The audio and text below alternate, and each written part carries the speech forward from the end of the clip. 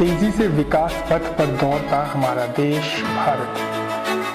विश्व के मानचित्र पर तेजी से उभरती अर्थव्यवस्था भारत। चुनौतियों को अवसर में बदलकर लगातार प्रगति करता भारत। भारत ने आपदा को अवसर में बदल दिया। आपदा को अवसर में बदलने की भारत की ये दृष्टि आत्मनिर्भर भारत के हमारे संकल्प के लिए प्रभावी सिद्ध होने वाली है।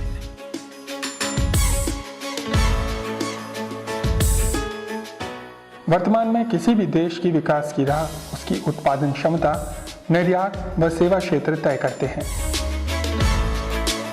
विकासशील देशों के लिए निर्यात आय का एक बड़ा स्रोत है। यह दूसरे देशों के साथ व्यापारिक रिश्ते तो बनाता ही है, साथ ही विदेशी मुद्रा भंडार के रूप में भविष्य हेतु व्यापार के लिए सुरक्षित पूंजी का विकल्प भी बनता है। पर क्या हम निर्यात की गई वस्तुओं की सही कीमत पाते हैं? क्या हम वस्तुओं की लागत का सही मूल्यांकन कर पाते हैं? क्या हम अनजाने में निर्यात द्वारा अपने प्राकृतिक खजाने को तो नहीं लुटा रहे? अर्थव्यवस्था की बात करें तो वस्तुओं के उपभोग एवं पुनः काम में लिए जाने के आधार पर इसे दो भागों में बांटा गया है, लीनियर इकोनॉमी और सर्कुलर इकोनॉमी। लीनियर इकोनॉमी का अर्थ ऐसी विनिर्माण व्यवस्था से है जिसमें उत्पादों को बनाया जाता है, काम में लिया जाता है और निस्तांतरण कर दिया जाता है। वहीं सर्कुलर इकोनॉमी प्रकृति के सिद्धांतों के अनुरूप है। जिस प्रकार एक पौधे को खाद देने पर वह पनपता है और अपना जीवन काल पूरा करने के बाद पुनः मिट्टी में मिल जाता है और वही मिट्टी खाद में परिवर्तित हो दूसरे पौधे को जन्म देती है, ठीक उसी प्रकार सर्कुलर इकोनॉमी में भी उत्पाद अपनी किसी भी अवस्था में व्यर्थ नहीं होता है। किसी वस्तु के उत्पादन में प्रयोग होने वाले जल का कुछ भाग वस्तु में समाहित हो जाता है, यानी एब्जॉर्ब हो जाता है, जो कंजम्पटिव यूज कहते हैं उसको। शेष जल को अपशिष्ट जल यानी वेस्ट वाटर मान लिया जाता है और बहा दिया जाता है। यह लीनियर इकोनॉमी का एक उदाहरण है। अगर वेस्ट वाटर को हम शुद्धिकरण के पश्चात पुनः उपयोग में लेते हैं तो यह है सर्कुलर इकोनॉमी। आसान शब्दों में वर्चुअल वाटर पानी की वह मात्रा है जिसे आप और हम परोक्ष रूप से खा सकते हैं, पहन सकते हैं, यहाँ तक कि चला भी सकते हैं। वर्चुअल वाटर वह पानी है जो मनुष्यों द्वारा प्रयोग की जाने वाली वस्तुओं यानी प्रोडक्ट्स, सेवाओं यानी सर्विसेज तथा प्रक्रियाओं यानी प्रोसेसेस में छिपा होता है। मनुष्य को यह पानी दिखाई नहीं देता, किंतु यह उत्पादन अथवा निष्पादन की वैल्यू चेन का अभिन्न अंग है। यह जल हमारी रोजमर्रा के उपयोग की चीजों को बनाने के लिए प्रयोग में लिया जाता है। सुबह की चाय, कॉफी से लेकर कपड़े पहनने तक, खाना खाने से गाड़ी चलाने तक सभी वस्तुओं और गतिविधियों में जल छिपा होता है। इसी जल को कहते हैं वर्चुअल वाटर। और तो और सेवाओं के प्रयोग में भी परोक्ष रूप से जल का प्रयोग होता है। इसका सबसे बड़ा छिपा उदाहरण है इंटरनेट। इंटरनेट के संचालन के लिए विशालकाय इंटरनेट डेटा सेंटर्स बनाए जाते हैं, जिनको चलाने में तथा उससे निकलने वाली ऊष्मा को ठंडा करने के लिए कूलिंग संयंत्र लगाने होते हैं। इन कूलिंग संयंत्रों में बहुत ज़्यादा पानी खर्च होता है। तो इस तरह से हम देख रहे हैं कि इंटरनेट के उपयोग में पानी का खर्च निहित है। 1 GB इंटरनेट डेटा का मतलब है 200 लीटर तक पानी का खर्च। हमारा देश तीव्र गति से बढ़ रहा है। देश में सबसे बड़ा और अधिक खरीद क्षमता का मध्यम वर्ग पूरी दुनिया से छोटे बड़े निवेश को आकर्षित भी कर रहा है, जिसके परिणाम स्वरूप देश में आज न सिर्फ नए नए उद्यम लगे हैं बल्कि रोजगार के अवसर भी बढ़े हैं। लेकिन हमारे जल स्रोतों का क्या? किसी भी तरह के उत्पादन के लिए जल की आवश्यकता होती है और देश में सीमित जल संसाधन हैं। हमें पढ़ाया गया है कि जल स्रोतों का प्राकृतिक पुनर्भरण होता है, पर क्या उपयोग और पुनर्भरण का यह अनुपात वास्तविकता में मेल खाता है?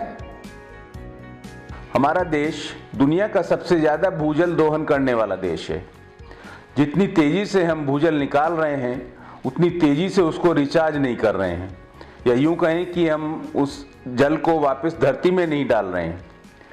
जल के जो स्रोत हैं जैसे नदियाँ, झील, तालाब, झरने, वो भी इस दोहन के कारण या तो सूख गए हैं या सूखने के कगार पर हैं।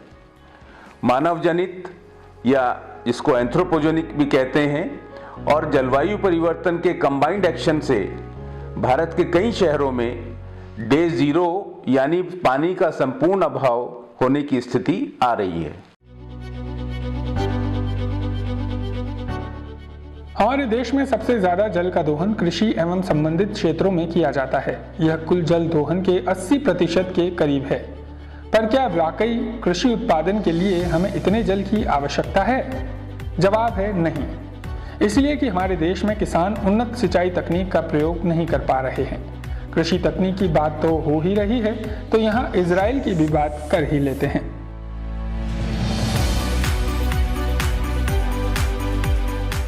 यह देश कृषि की उन्नत तकनीक के उपयोग से कम पानी में अधिक उपज ले रहा है।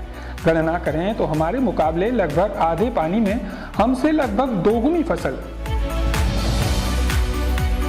क्षेत्रफल की तुलना करने के लिए शब्द नहीं, यह चित्र ही काफी है।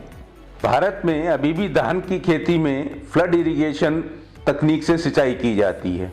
सिस्टम ऑफ राइस इंटेंसिफिकेशन या जिसे प्रचलित भाषा में श्री विधि कहते हैं, इससे खेती करने से पानी की 40% तक बचत होती है, बीज कम लगता है तथा पैदावार अधिक होती है। इस तरह की सघन खेती विधि अन्य अनाजों के लिए भी अपनाई जा सकती है।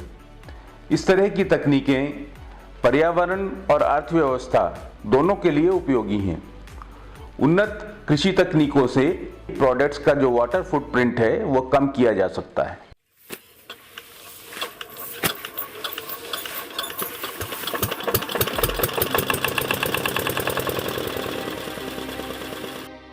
वर्चुअल वाटर फुटप्रिंट्स का दबाव हमारे जल स्रोतों पर पड़ता है। जितना ज्यादा वाटर फुटप्रिंट उतना ही जल स्रोतों पर दबाव। चीन, जापान, यहाँ तक कि इंडोनेशिया जैसे देशों ने भी अपनी अपनी ट्रेड पॉलिसी का निर्माण इस महत्वपूर्ण विषय को ध्यान में रखकर किया है। वहीं दूसरी ओर हमारे देश में यह विषय बिल्कुल ही नया है। किसानों एवं आमजन में भी इस विषय के प्रति जानकारी व जागरूकता का अभाव है। 2018 में चीन व अमेरिका के बीच एक ट्रेड वॉर हुई। चीन 2017 तक अमेरिका से 4.7 मिलियन टन सोयाबीन का आयात करता था। इस ट्रेड वॉर के चलते उसने यह आयात रोक दिया। नतीजा, अमेरिका की उत्पादन इकाइयों को $1.8 बिलियन का नुकसान उठाना पड़ा। पर असल नुकसान तो चीन का हुआ। चीन ने देश में सोयाबीन की मांग की प्रतिपूर्ति के लिए 50,800 मिलियन लीटर पानी का प्रयोग किया। अब आप आकलन कर सकते हैं कि असल नुकसान किसे हुआ। सोयाबीन की खेती के लिए अधिक पानी की आवश्यकता होती है और चीनी ट्रेड पॉलिसी के अनुसार वह आयात में उन चीजों को तरजीह देता है जिसके उत्पादन के लिए जल की आवश्यकता अधिक हो।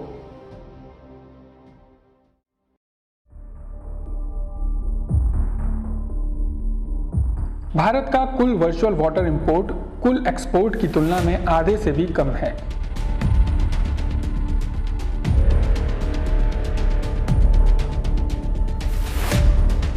इसका मतलब यह है कि हम ऐसा सामान का निर्यात ज्यादा करते हैं जिसे बनाने हेतु ज्यादा जल की आवश्यकता होती है और ऐसे सामान को मंगवाते हैं जिसके निर्माण में अपेक्षाकृत कम पानी की आवश्यकता हो। वर्चुअल वाटर ट्रेड एक बिजनेस के रूप में अपनाया जाने लगा है। स्मार्ट देश अपने आयात और निर्यात को वर्चुअल वाटर के पैमाने से देखने लगे हैं। पुराने समय की वस्तु विनिमय व्यवस्था यानी बार्टर सिस्टम, जिसमें वस्तुओं का आदान प्रदान बिना धन की आवश्यकता के होता था, लगता है भविष्य में यही पुनः कारगर सिद्ध हो सकता है। भारत दुनिया के सबसे बड़े फूड प्रोड्यूसर्स में से एक है।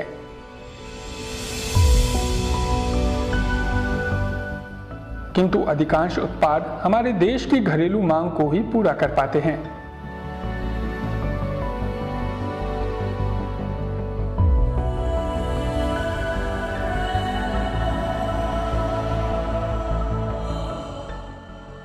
परंपरागत कृषि तकनीकों से यदि यह मुकाम हासिल किया जा सकता है तो जरा सोचें उन्नत तकनीक के मिश्रण व उपलब्ध जल की मात्रा से इस कुल उत्पादन को कितने गुने तक बढ़ाया जा सकता है।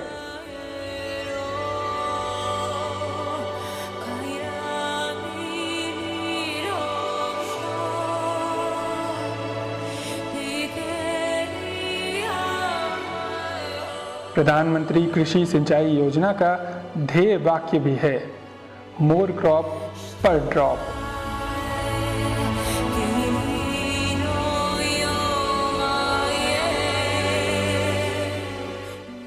उपभोक्ता के तौर पर अगली बार से आप कोई भी उत्पाद खरीदें, उसकी कीमत का आकलन उस पर लिखे MRP से नहीं, बल्कि उसे आपके हाथ तक पहुंचने में लगे कुल पानी की खपत के आधार पर करें। समय आ गया है जब सरकार वस्तुओं की पैकेजिंग पर लागत के साथ उत्पाद को बनाए जाने में काम में लिए गए जल की मात्रा, वाटर फुटप्रिंट्स को लिखने को अनिवार्य कर दे, जिससे उत्पादन इकाइयां भी कम पानी या उपचारित जल के साथ अपने अपने उत्पादों की वाटर फुटप्रिंट्स को कम करने का प्रयास करें।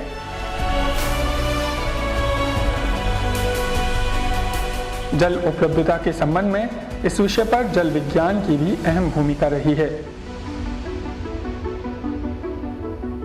हमारे वर्चुअल वाटर फुटप्रिंट्स का कम होना इस बात की ओर सकारात्मक संकेत होगा कि अब हम स्मार्ट सर्कुलर इकोनॉमी के लिए तैयार हैं। जल शक्ति की सही पहचान भी तभी संभव हो पाएगी जब हर उत्पाद के अंदर छिपे वर्चुअल वाटर को चमकते हीरे के तौर पर दर्शाया जाए और भारतीय अर्थव्यवस्था मजबूत अर्थव्यवस्था के नाम से नहीं अपितु एक स्मार्ट अर्थव्यवस्था के नाम से जानी जाए। 21वीं सदी भारत की हो, ये हमारा सपना ही नहीं, ये हम सभी की जिम्मेदारी भी है। इसका मार्ग एक ही है, आत्मनिर्भर भारत।